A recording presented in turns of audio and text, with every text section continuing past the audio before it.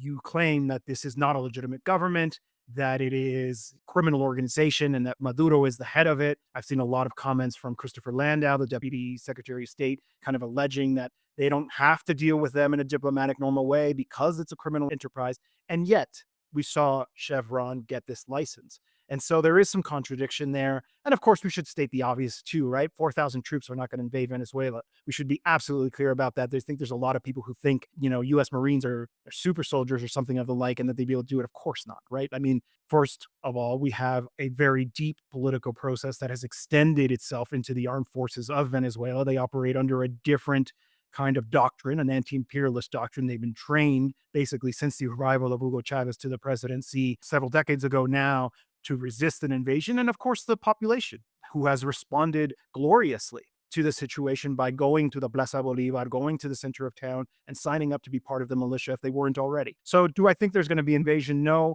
But do I think that this is definitely an escalation? Absolutely, yes. This is definitely an effort to try to intimidate the Venezuelan government, to try to continue to put pressure on the Venezuelan government, on Nicolas Maduro in particular. I think what they're hoping for is a fissure amongst the armed forces, try to provoke a coup d'etat.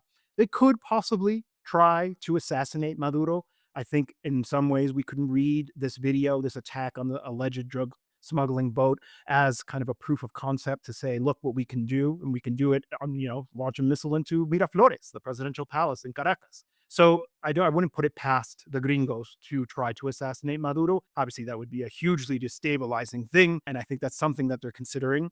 I think this has as much to do with Venezuela as it does with Mexico, with Marco Rubio having arrived yesterday, September 2nd, and being here for today for meetings as well, because, this is all based on, I don't subscribe to their legal theory, but they argue that because they have declared these organizations as transnational terrorist organizations, that they have the legal authority to carry out these assassinations in international water in this case. And they very much want to do that kind of attack inside Mexican territory. And with the government we have here in Mexico, Claudia Sheinbaum, it's obviously a red line for this government. They will not tolerate any abuse of Mexican sovereignty. And obviously, they have not accepted any kind of US military action inside of Mexico. And so that is the sticking point. They're in the midst of negotiations around a new security agreement. And Mexico is obviously defending its sovereignty and is not going to allow this. And so I think they're trying to send a message that, well, if you don't accept it, we're going to do it anyway. But of course, that would carry very serious consequences for the Mexico